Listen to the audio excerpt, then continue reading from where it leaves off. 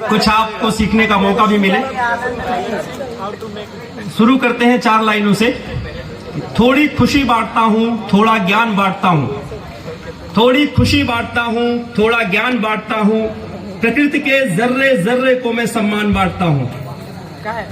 छुपा कर दुनिया भर के रंजो गम को अपने सीने में, मैं जहां भी जाता हूं बस मुस्कान बांटता हूं।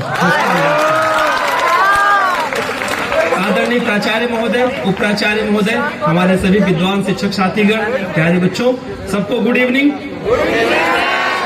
आज हम यहाँ जो इकट्ठा हुए हैं एक महान शख्सियत के जन्म दिवस को मनाने के लिए शिक्षक दिवस के रूप में, मैं चाहूंगा कि आज मैं कोई इधर उधर की बात ना करके कुछ ऐसी बात हल्के फुल्के अंदाज में कहूं जिसका एक लर्निंग आउटकम निकले, जिसे आप थॉट ऑफ द इवनिंग कह सकते हैं। और मैं आज के बच्चों को ये थोड़ा समझाना चाहता हूं, जो हमारा लर्निंग आउटकम आज का है, थॉट ऑफ द इवनिंग है, उसके पहले सुख और सुविधाएं 2 अलग अलग चीजें हैं। सुविधा वो जो आप यहाँ नवोदय में रह के अवेल कर सकते हैं, सुख वो जिससे सुविधा का कोई रिलेशन नहीं। कुछ लोग सुविधाओं में सुख ढूंढ लेते हैं। जो सुख होता है वो आत्मिक होता है, स्पिरिचुअल होता है, हमें अंत में वहीं पहुंचना होता है। ये जीवन का अंतिम उद्देश्य होता है सुख की खोज करना। सुविधाओं के माध्यम से होते हुए ये आपका अपना अलग अलग विचार है। थॉट ऑफ द इवनिंग ये है कि थोड़ा सा झुक जाना किसी भी रिश्ते को तोड़ देने से लाख गुना बेहतर होता है। एक बार तालियां बजाइए। थोड़ा सा झुक जाना किसी भी रिश्ते को तोड़ देने से लाख गुना बेहतर होता है। और जो मैं आज सुनाने जा रहा हूं वो मेरी आत्मकथा है। इस आत्मकथा से आप ये समझ सकते हैं कि education is the only weapon which can change your future, which is necessary for your better future. आप अगर एजुकेटेड हैं तो आप संसार में कहीं भी मात नहीं खाएंगे, आपके लिए रास्ते खुलते जाएंगे, बशर्ते आप उसका सही इस्तेमाल करें। मैं 4 लाइनें कहता हूं, उम्मीद करूंगा कि आप लोग सुनेंगे। सोच रहा हूं कर लूं सबसे आज मैं मन की बात, रोम रोम से निकल रहे हैं अब मेरे जज्बात। सोच रहा हूं आज मैं कर लूं सबसे मन की बात, कलम से मेरे निकल रहे हैं अब मेरे जज्बात। सीधा साधा बच्चा था मैं और थोड़ा नादान, माता और पिता को जो समझे अपना भगवान। मैं जीवन के आपकी उम्र की बातें कर रहा था अभी तक कि माँ बाप को ही एक छोटा बच्चा सब कुछ मानता है, फिर स्कूल में आता है, गुरु के प्रति वो समर्पित होता है। तो आगे की लाइन, बीच गया जो बचपन मेरा सुंदर और सुनहरा था, घर के मेरे जन जन से नाता मेरा गहरा था। मैं आपको बता दूं कि सुविधाएं मुझे नहीं मिली है, मेरा बचपन अभाव में बीता है, लेकिन सुख इतना मिला है कि इसकी कल्पना भी कर पाना मुश्किल है। मुझे लगता है कि शायद मेरे जितना सुखी इंसान कोई रहा ही नहीं होगा।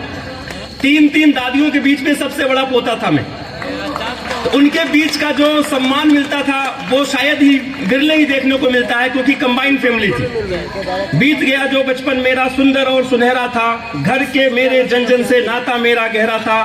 ताऊ ताई चाचा चाची सभी को मैं प्यारा था, और दादा दादी की नजरों में उनका राज दुलारा था। ये रही बात पढ़ाई तक की। तो जब इंसान जिम्मेदार होता है, मैं आपको बताऊं कि एमएससी का लास्ट एग्जाम देने के बाद मैंने दिल्ली की ट्रेन पकड़ ली थी, इस उम्मीद में कि बड़े शहर में जाकर अपने लिए कुछ अच्छा कर पाऊं, परिवार के लिए कुछ अच्छा कर पाऊं। थोड़ा समर्पण था। तो जब बड़ा हुआ तो दिल्ली जाकर सोचा खुशियां लाऊंगा। ये उस समय की भावनाएं हैं। बड़ा हुआ तो दिल्ली जाकर सोचा खुशियां लाऊंगा, खुशियां देकर घर में सबको अपना फर्ज निभाऊंगा। कुछ दिन तक सब ठीक रहा, लगा कि किस्मत वाला हूँ, छोटे बड़े सभी कहते थे कि मैं सच में दिल वाला हूँ। पता नहीं था। अब देखिए ट्रेजेडी, कोई मूवी जब आप देखते हैं तो उसमें उथल पुथल ना हो तो मूवी में मजा नहीं आता। वैसे हमारी जिंदगी भी एक मूवी की तरह है, अगर उसमें उथल पुथल नहीं होती तो भगवान को भी मजा नहीं आता। तो वो परेशानियां डालता रहता है कि आपको देखना चाहता है कि आप उससे कैसे लड़ते हैं। तो अगर आपके पास ऑब्स्टेकल्स हैं, परेशानियां हैं, तो आप समझिए कि आप भाग्यशाली हैं। आपको भगवान ने चुना है उन परिस्थितियों का मुकाबला करने के लिए, और आप पर उसको विश्वास है कि आप उस मुसीबत को आसानी से पार पा लेंगे। फिर से पता नहीं था ऊपर वाला ऐसा भी कुछ सोचेगा, आग लगाकर घर में मेरे हाथ वो अपने सेकेगा। आप जब बड़े होंगे तो समझ में आएगा। हर परिवार में छोटे मोटे मनमुटाव होते रहते हैं। आप चाहें तो अपने पापा या दादाजी का इतिहास उठा के देख सकते हैं कि भाइयों में थोड़ा तनाव हो जाता है, बड़ी मम्मी में, छोटी मम्मी में कुछ तनाव हो जाता है। वो सारी बातें मैंने इसमें लिखने की कोशिश की है कि पता नहीं था ऊपर वाला ऐसा भी कुछ सोचेगा। आग लगाकर घर में मेरे हाथ वो अपने सेकेगा। दूर हो गए रिश्ते सारे जो कभी हमारे अपने थे। क्या बताऊं जिनकी खातिर देखे क्या क्या सपने थे। खता नहीं है यहाँ किसी की, यहाँ किसी की कोई गलती नहीं है, सब अपना अपना रोल प्ले कर रहे हैं, ये आप समझिए। खता नहीं है यहाँ किसी की, ये सब रब की मर्जी है। मालिक है वो सारे जग का, सबकी किस्मत का दर्जी है।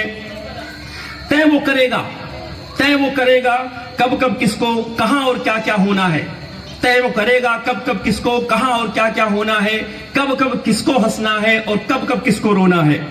और लास्ट में लर्निंग आउटकम के साथ थॉट ऑफ द इवनिंग कि रहेगी कोशिश फिर भी अपनों को आज मनाऊं मैं। हमारी कोशिश होनी चाहिए कि हमारे अपने हमसे दूर न होने पाए। अपनों का न होना जीवन में सबसे बड़ा गैप पैदा करता है। तो हमारी कोशिश होनी चाहिए कि हमारे अपने छोटे मोटे झगड़ों से वो रिश्ते टूटने नहीं चाहिए। रहेगी कोशिश फिर भी अपनों को आज मनाऊं मैं। करूंगा सबकी खुशी की खातिर जो कुछ भी कर पाऊं मैं। करूंगा सबकी खुशी की खातिर जो कुछ भी कर पाऊं मैं। है ये निवेदन अभी की सबसे, अभी मतलब एक नाम मेरा डाल दिया अभिषेक से। अभी है ये निवेदन अभी की सबसे, दोनों हाथों को जोड़ के सच्ची खुशियां नहीं मिलेगी अपनों से रिश्ता तोड़ के। सच्ची खुशियां नहीं मिलेगी अपनों से रिश्ता तोड़ के। और जाते जाते मैं एक छोटी सी बात और कहूंगा कि आज आप लोगों ने जितना सम्मान हम लोगों को दिया है, तो लगता नहीं कि हम लोग 24 घंटे की ड्यूटी अगर करते हैं तो कम ही करते हैं। 26-27 घंटे भी होते तो कर लेते। इतना सम्मान आप लोगों ने दे दिया है।